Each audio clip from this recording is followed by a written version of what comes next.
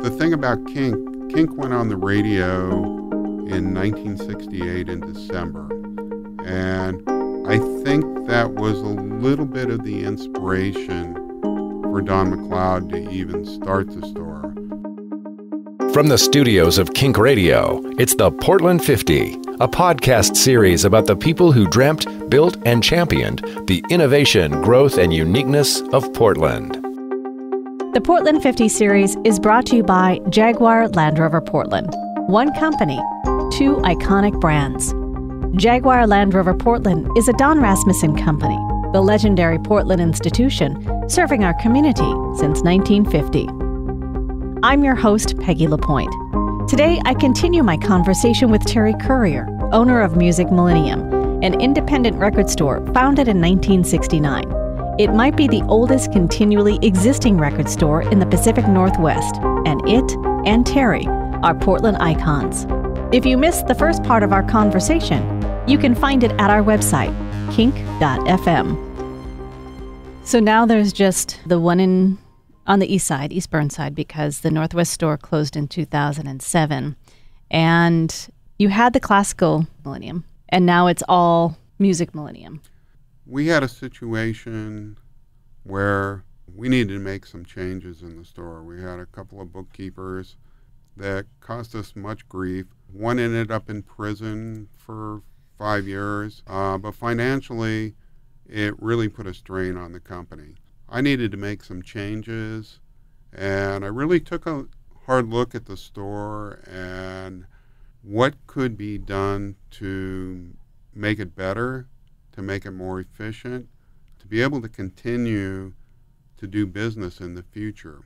Besides digging into every corner I could to borrow money to make it work, one day I decided that the classical Millennium had to go, and we used that space for vinyl. Classical business, we loved it.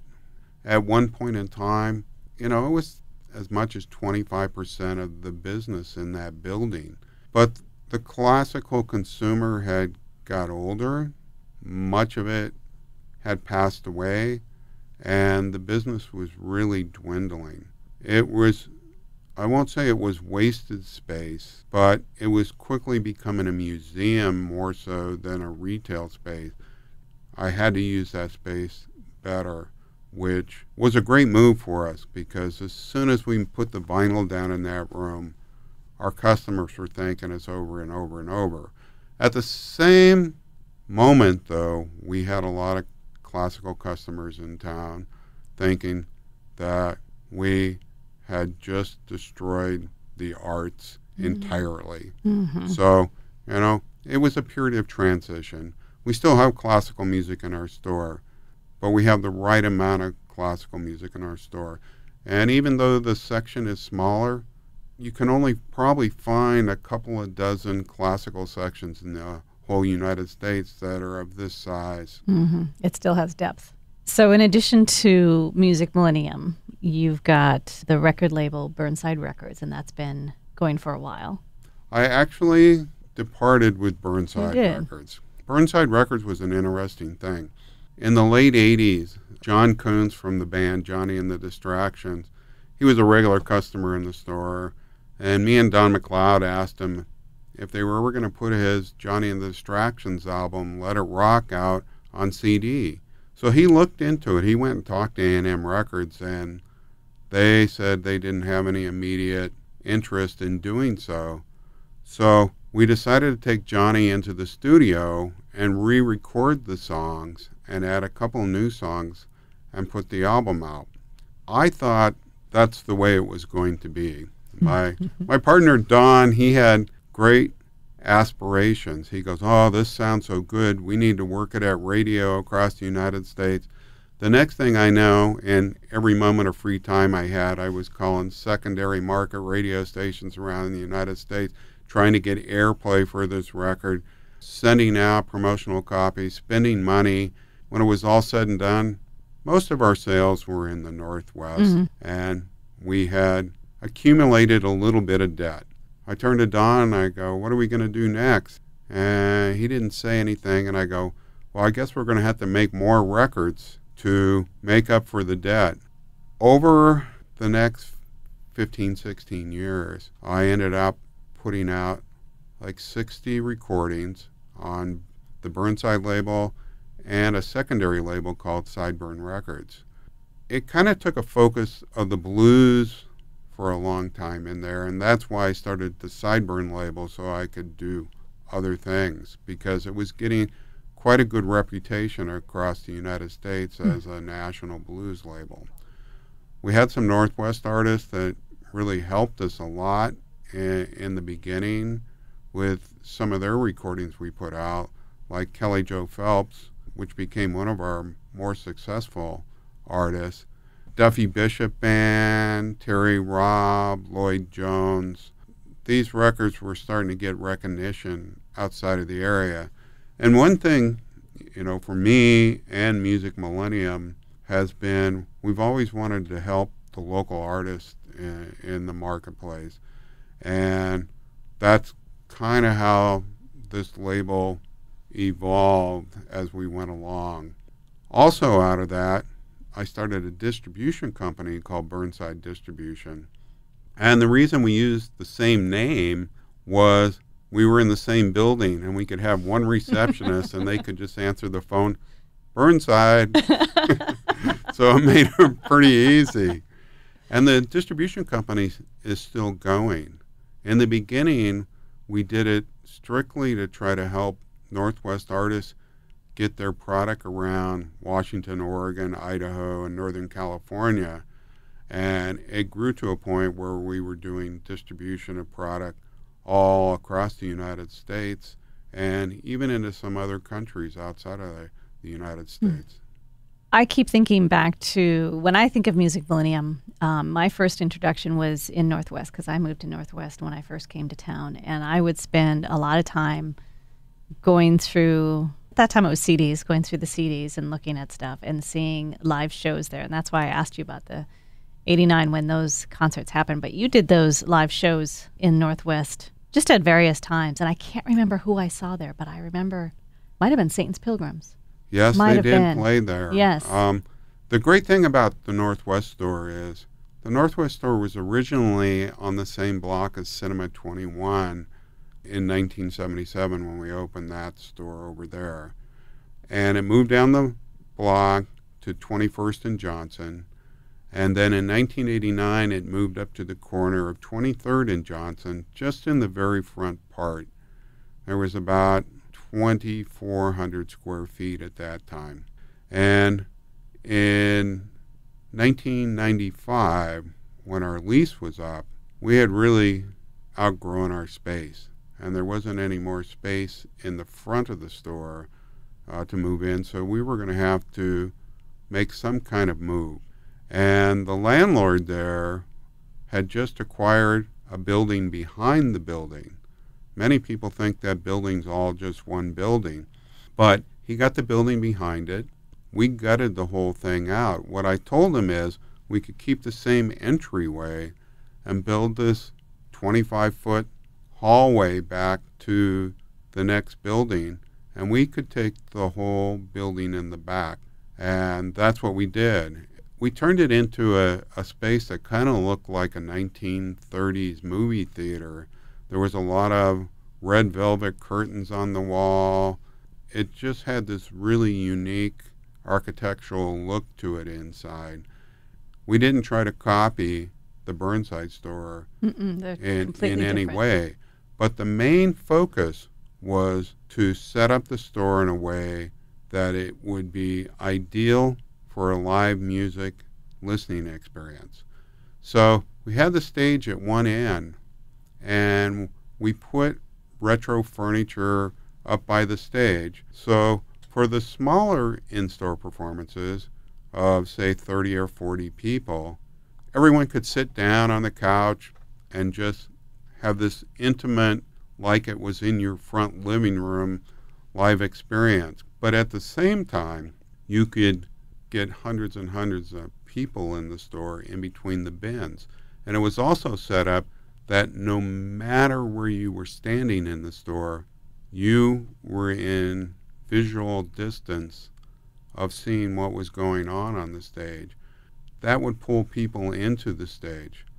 When we started doing the live music over there and moving it from the Burnside store, we went from doing about 150 live performances a year to doing about 300 a year. Mm-hmm. And it wasn't out of the ordinary on a Saturday to have a live performance at 1 o'clock, 3 o'clock, and then one at 5. And we really supported the local artists, so it became this great little showcase area for a lot of local artists to play. But at the same time, between the two stores, I pinch myself sometimes going, this really happening in our store? We've done Randy Newman's only live performance in a record store. Joe Strummer from The Clash's only performance in a record store. Keith Emerson from Emerson, Lake and Palmer came and played an acoustic piano and played boogie-woogie music and read from his book. We've had Patti Smith in there. Steve Earle has flown into town 5 times from New York just to play the store on the week of release of his records. He was just in town not too long ago, and he came just to play for you. Yeah. I mean, you're beloved, and I'm not saying this to curry favor. You're beloved by musicians because you're a music lover, and they recognize that in you. Well, one of the things when we do the live music thing is to really put the musicians in a comfortable atmosphere and make it in a unique experience for them as much as it is for the people that come down and get the opportunity to see it. And at the Northwest location, I remember KINK had a listening station where you could listen to KINK music there. And as you were talking about that stage, I remember the couches, I remember all of it. And am I wrong? Didn't KINK do a couple of things on stage with performers as well? Yes, Yeah. we had a number of live performances where it was Music Millennium and KINK Radio that's what I thought. presents kind of situation. I mean, there's been a lot of synergy between Music Millennium and KINK over the years. I can remember when I was at Music Millennium in '84. At that particular time, Les Sarnoff was working at some radio stations down in Bend, and he would pop in and see me and Don and sit on the couch, and he goes, I don't know if this is exactly what I want to be doing, being down in this small market down here and doing this, but I love radio. I sure would like to be here again and stuff. And I can remember talking to him really extensively one day that he really, really wanted to get back into the Portland marketplace. And the KINK morning show became a reality to him, and I never seen the guy happier. He loved his job. Yes. He Absolutely loved it. He did. He was one of those guys that would, his shift would start at 6 o'clock in the morning, but he would pop into the station, start preparing at 2 o'clock in the morning. Oh, no, midnight. Because when I worked overnights, he would be there. It started off, I was talking to Mike Rich about this. It started off where he would come in at about 1:30 because that's when the AP wire would tick off all the entertainment news, and I'd rip it for him and have it for him. And by the time I was done doing overnights, he was in the studio at midnight preparing for the morning show. And he didn't do it because he had to. He loved what he was doing. He really did love it, Over the years, there's been some amazing people come through this station, both on air and behind the scenes. One of the old programmers here, Jeff Douglas, him and Music Millennium had a great relationship together. And the thing about KINK went on the radio in 1968 in December. And I think that was a little bit of the inspiration for Don McLeod to even start the store. The other thing was he wanted to carry product in the store that he wasn't able to find himself as a music fan in town, because Portland really didn't have any underground record stores at that time. And here came KINK with their slogan, KINK, the underground link. And it really was that underground radio station at the time. I mean, it has transformed a number of times over the years, but so has Music Millennium. I was going to say, you have to evolve to survive. Yes, and it's kind of like the two places have been very good friends for almost 50 years now. Well, it is that synergy. I mean, Music Millennium 50 years celebration coming up, KINK's 50 years celebration coming up. It's woven together. The histories are woven together, and there's a rich history of music with Music Millennium. There's a rich history of music with KINK as well. To be able to celebrate that with these podcasts and bring in people who mean so much to Portland and so much to KINK is kind of a nice project to be working on. No, it definitely is. We feel fortunate to be here after 50 years. Right.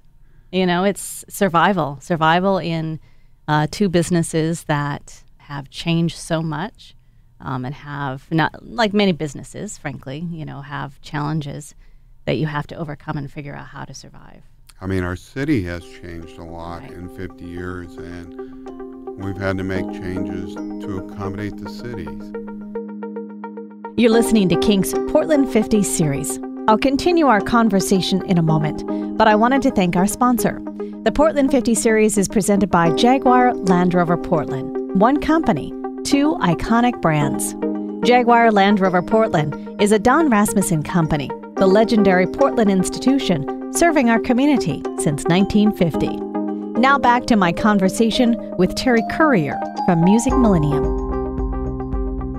I want to talk about one more thing that you have, well, two more things. I want to talk a little bit about the Oregon Music Hall of Fame, which you helped co-found. Now it's been about 14 years.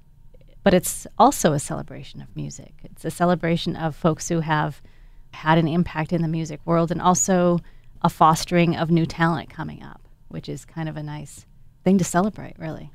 Well, around 2000, there's a guy in town named Buck Munger who had a music publication called Two Louis. He had been involved with a group of people that included Dave Lycan from Double T Concert Promotions called the Oregon Music Coalition.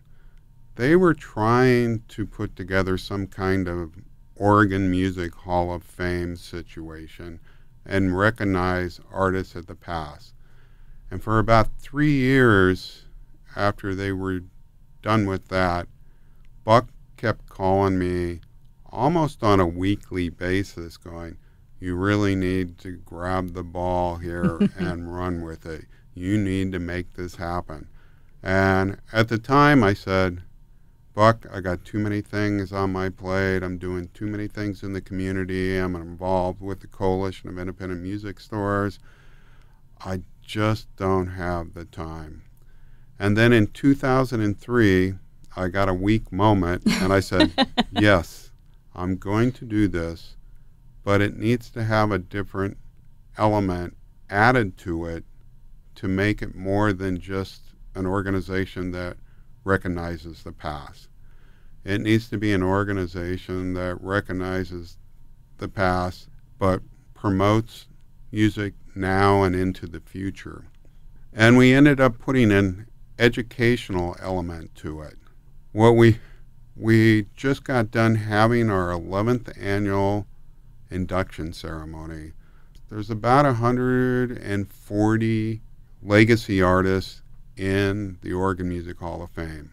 In order to get the Oregon Music Hall of Fame, you have to have been from Oregon and done music professionally for 20 years, or moved to Oregon and then done music professionally for 20 years from that point. We actually have a very small little museum in West Lynn now, and it's inside a building called the Youth Music Project, which is a educational facility for music for kids after schools and on weekends. We have a yearly scholarship program. Right now we've been giving away 4 $2,500 scholarships per year in a statewide scholarship drive to high school seniors that are going on to further their music education at a higher level. It's amazing, some of these scholarship applications that come in. And it's been amazing to watch some of these kids go through college and come out on the other side. There's a kid right now, when he got his scholarship, he was the only guitar player that was admitted to the Juilliard School of Music that year in the whole United States. Wow. They gave him a very large scholarship, but our scholarship was a great addition to him to help make it through school. And he just graduated this last year. He's moved back into Portland Market, and he's playing out live. His name's Lake Gerudic. It's been really fascinating what we can do. We also have a Music in the Schools program, and we have been using Aaron Meyer, rock, classical, jazz violinist. He can do about anything out there.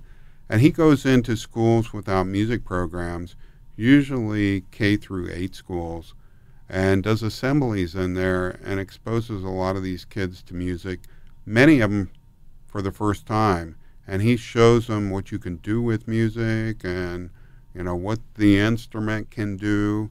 It's been a great program. I want to end just taking a look at 2 highlights for you for 2017.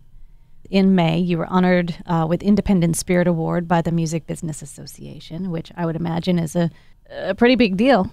It was pretty surreal. You know, when your peers that you work with out there recognize you to that degree, it is quite an honor. I've never done anything for the accolades. I go to work every day because of the music. Hang on a second. You can say you've never done anything, and I know that your career has been based on love of music and your interest. You've done a lot. Let me just say that. As someone looking in who has seen your work throughout the community and just in Portland, but knowing about your work throughout the independent record store community, you've done a lot. Well, thank you. Yeah, I work 6 days a week, sometimes 7 days a week, 12 hours a day.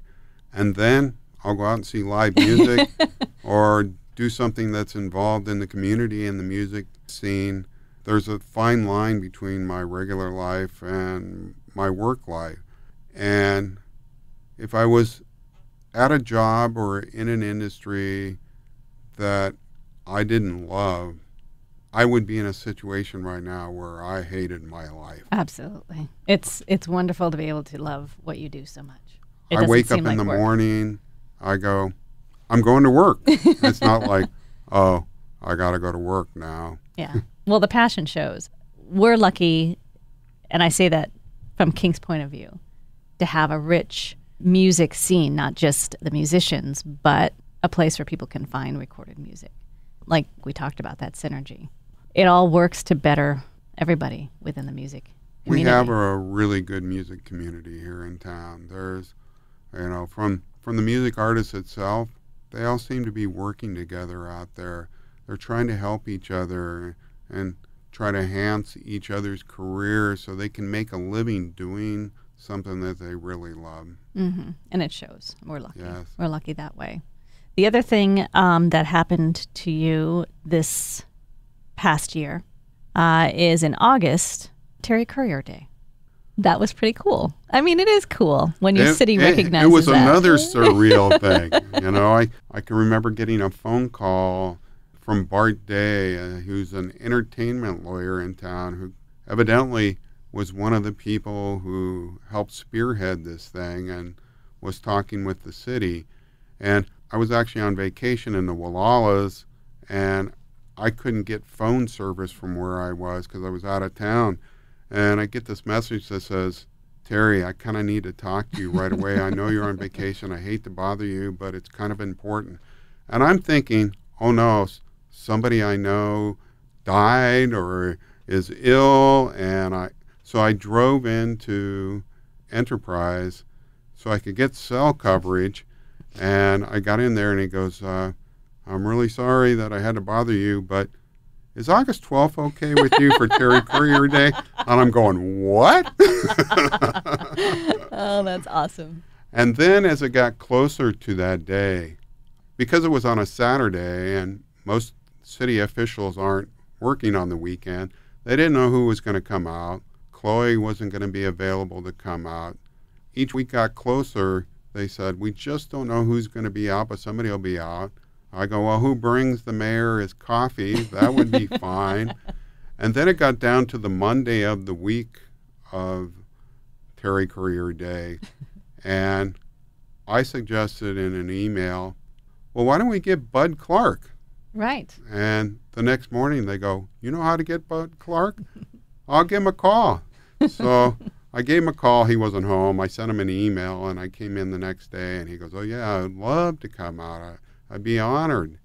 That alone, having Bud Clark in your parking lot, probably the best mayor this city ever had. Yeah. There was just as many people in our parking lot that wanted to meet him than meet me. Oh, that's awesome. Well, we could easily go on and on about music and about Music Millennium, but we probably wrap it up. But I want to thank you so much for coming in and talking to us. And may Music Millennium and KINK live on for another 50 years. I will second that. Thank you for joining me for part 2 of my conversation with Terry Currier from Music Millennium. If you missed part 1, you can find it at our website, KINK.FM. The Portland 50 is a podcast series celebrating KINK's 50th anniversary, and it's about the people who dreamt, built, and championed the innovation, growth, and uniqueness of Portland. The series is presented by Jaguar Land Rover Portland. One company, 2 iconic brands. Jaguar Land Rover Portland is a Don Rasmussen company, the legendary Portland institution serving our community since 1950.